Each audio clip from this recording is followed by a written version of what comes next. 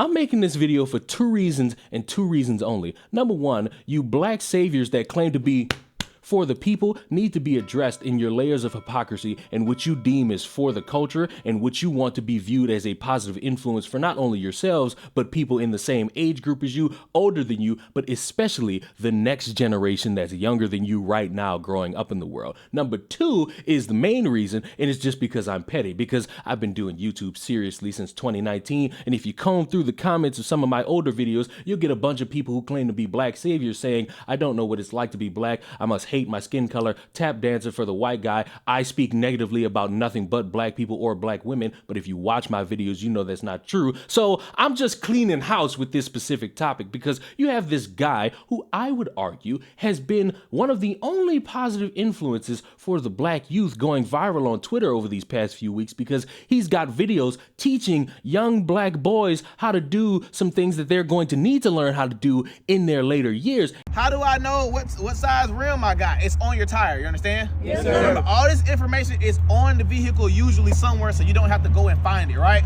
So what you're gonna do in almost every single vehicle, you're gonna open the door, come over this side, you're gonna open the door, you're gonna look in the door jamb right here. If you look here, and I'll let y'all all come around and see it. If you look right here in the door jamb, it's gonna tell you PSI how much pressure to put in your tire, you understand? Yes, sir. So move out the way and let somebody else come see it. This is gonna be in almost every vehicle. Somewhere it's gonna tell you. So now what we're gonna do, we're gonna look, all right, boom. So I found the size of the tire right here, right? Yes, sir. Can y'all see it? Yes, sir. This is the size of the tire right here, got it? Yes, sir. 235 is what? How wide it is? All right, and then the 65 is what? How long? How tall it is? Like the height from the rim, right? Yes, sir. And R17 means what? Size of the rim. Exactly, all right? You wanna make sure you have tire pressure correct, and you wanna make sure you check the tire threads, you understand? Yes, That's what sir. I mean by tire thread. So this right here, y'all see all these little tracks right here? Yes, sir. This, come around this way so you can see it. Y'all see the thread right here? Yes, If sir. you can't see it, put somebody out the way so you can see it.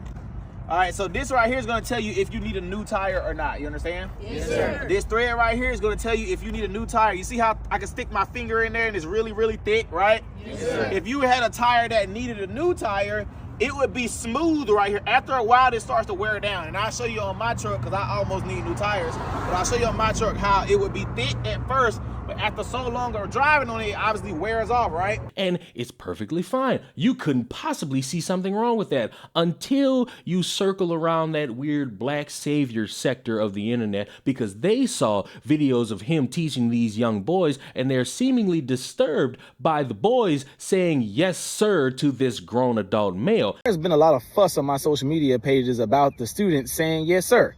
And I don't think people are understanding why we have them say yes sir and say it so often. I don't think many of you actually work with children.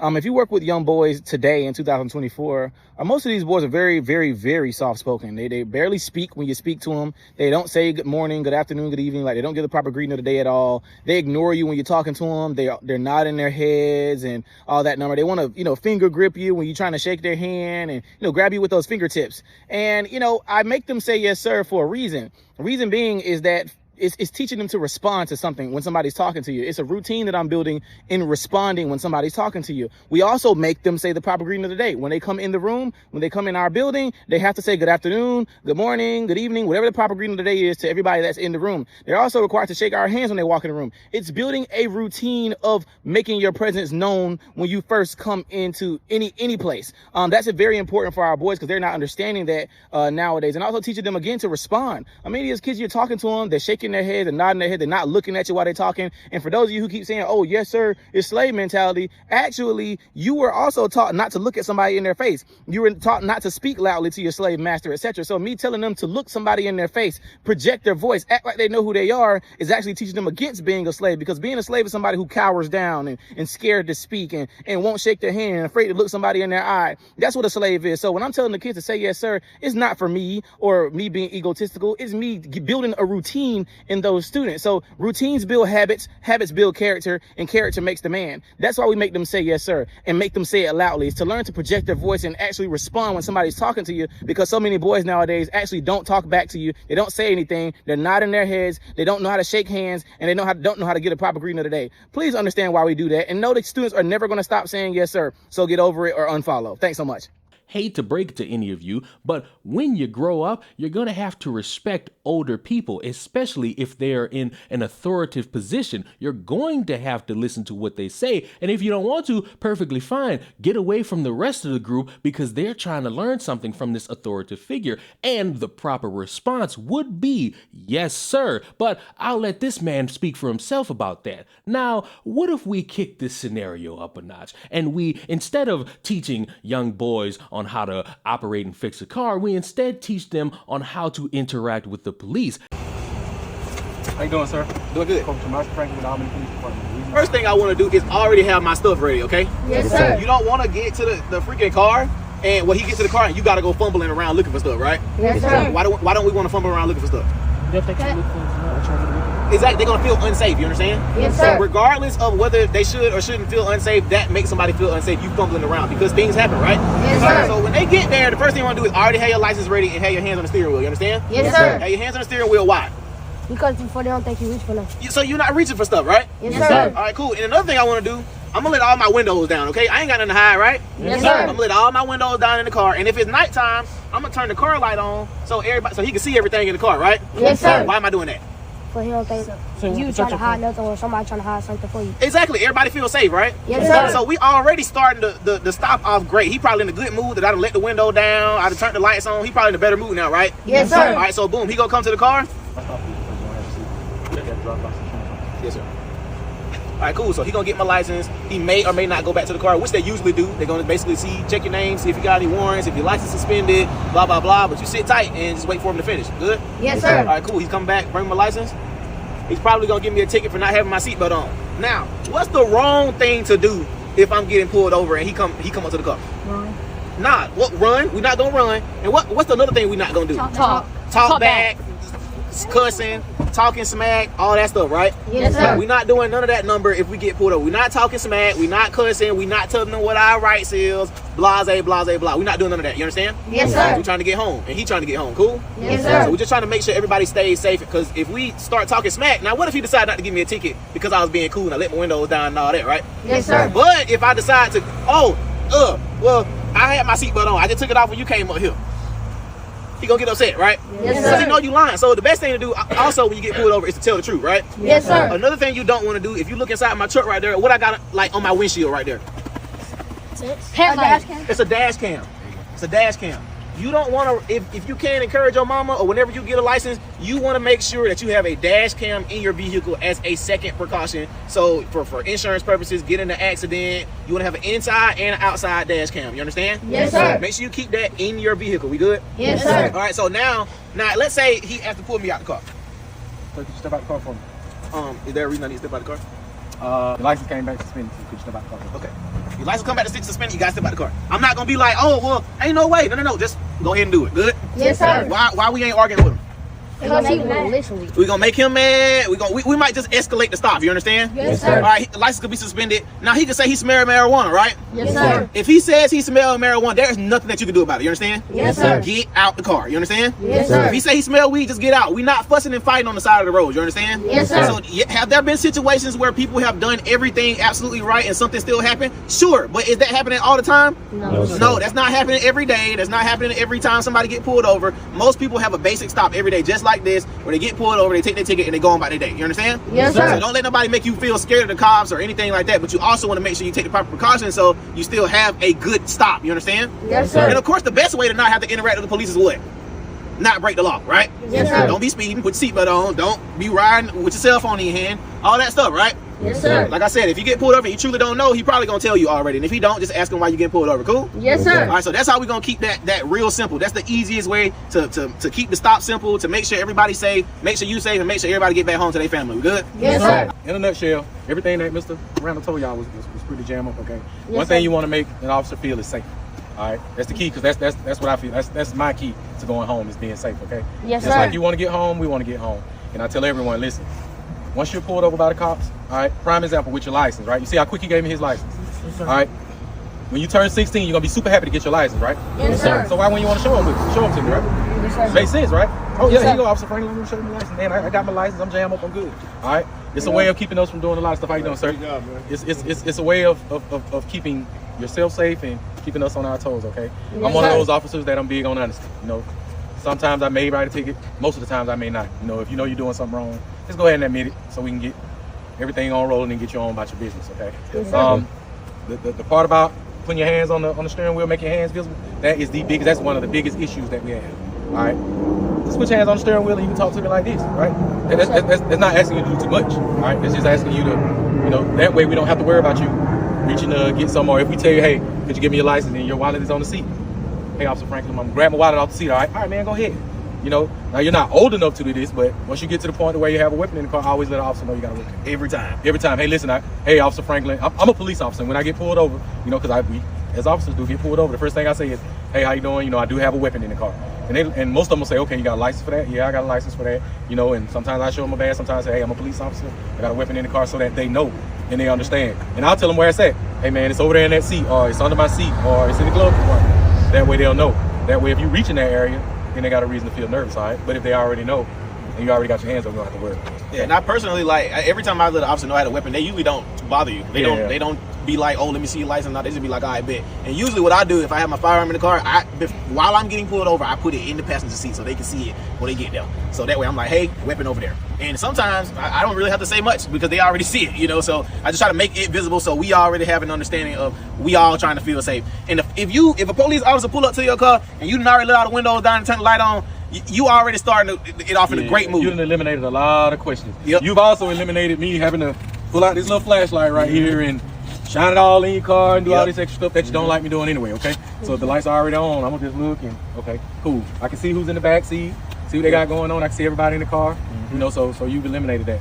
2 words I want y'all to, or 3 words I want y'all to remember. Get home safe. Get home safe. Cool.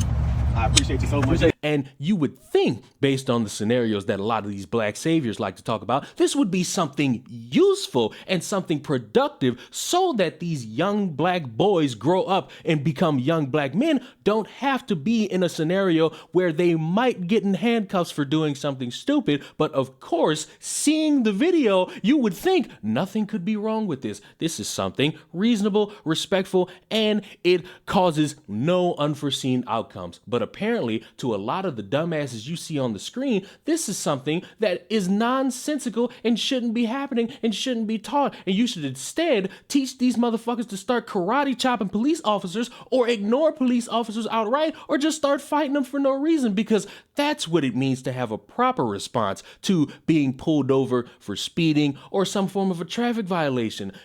There's been so much negative and crazy commentary for me trying to teach our students how to interact with the police. And this is just a routine traffic stop. Like if you were speeding or, you know, your tail lights out or whatever, just tell them to be polite, let the windows down, have their hands on the steering wheel, have their license ready when they get there. You know, the basic stuff. So that way you don't have to go reaching, etc.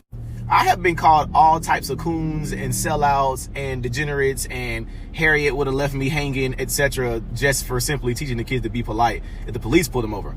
The contrary suggestions from the pro-black community have been to assert their rights to the police, argue with the cops on the side of the road and tell them what you are and aren't going to do for a routine traffic stop. I've been told that this is going to get them killed and I should tell them that they should assert their rights to the cops on the side of the road. They've also said that these cops are white supremacists and that white supremacists have infiltrated the police force. I would feel like white supremacist cops are waiting for you to escalate a situation so they could do something to you. I even had people say, well, you should teach the kids to kill the cops before the cops kill them. And hey man, I don't know what's up, what's in the juice in our community right now, but man, I even got people still mad because the students are saying yes sir or yes ma'am as if they're like, oh, well, yes ma'am, yes sir was a part of slavery. I'm like, yeah, but people who weren't slaves were saying yes sir and yes ma'am too. Like, again, like anything that has to do with manners, etiquette, common decency, common sense is all white. We've made our existence solely being contrary to white people. Like, if you're pro-black, you have to be contrary to white people. If white people suggest or agree with anything, you have to be the opposite. If white people say we shouldn't jump off the bridge because we're going to die, then we all should jump off the bridge because white people said it. Like, this is what you sound like. Like just the other day in the caption of one of my skill trades videos, I asked for suggestions on things to teach the boys. And of course, people were making suggestions. So there's a white lady come in and she said, we should teach the kids, how to, work outside and blah, blah, blah. There's some good suggestions. We had black people under the comments, like just berating her for no reason at all. Like she didn't even say anything wrong. It's under like blah, blah, blah, blah, blah, just going at her throat. Nobody asked you and Caucasian this and blah, blah, blah, all because she made suggestions that I asked for. Like, we really don't think that energy could be used somewhere else. Like, seriously, like, I don't know, again, where we at and what's in the juice, but all this extra anger, etc., and nothing's happening, like, we got to stop. None of the work that I do is for the black community as a whole. I do my work for my hometown of Albany, Georgia. I have been past the point where I've let people convince me that the entire black community is going to be saved one day if we all just get reparations and all the white people die, etc., and we're just going to be the best ever. Ever since I began working in this community, especially with young black men, the only thorns in my side have been black elected officials, black superintendents, black this, black that. Everybody's been black. Like, everybody that's been a thorn in my side has been black people. We have fed our communities. We've given away free gas. We have helped moms with their light bills all the time. We do grocery giveaways every month. Like, all this stuff that I do all the time that never gets posted or talked about is what we do on a weekly, monthly basis. We do this all the time. And this work is mainly helping black moms and black kids. But then you'll say, oh, well, you got white racist people donating to your organization. Then on another hand, you'll say, well, white racist people need to be giving money to black people. So again, I don't understand what's the problem when y'all say, oh, well, white people are donating to your organization, and you say white people need to be given to black organizations. So what exactly are you looking for? I'm just saying, I don't know no white racist people that I think would be donating to a black organization. I don't see why a Ku Klux Klan member would be donating to our organization, teaching black children how to be successful. I don't understand.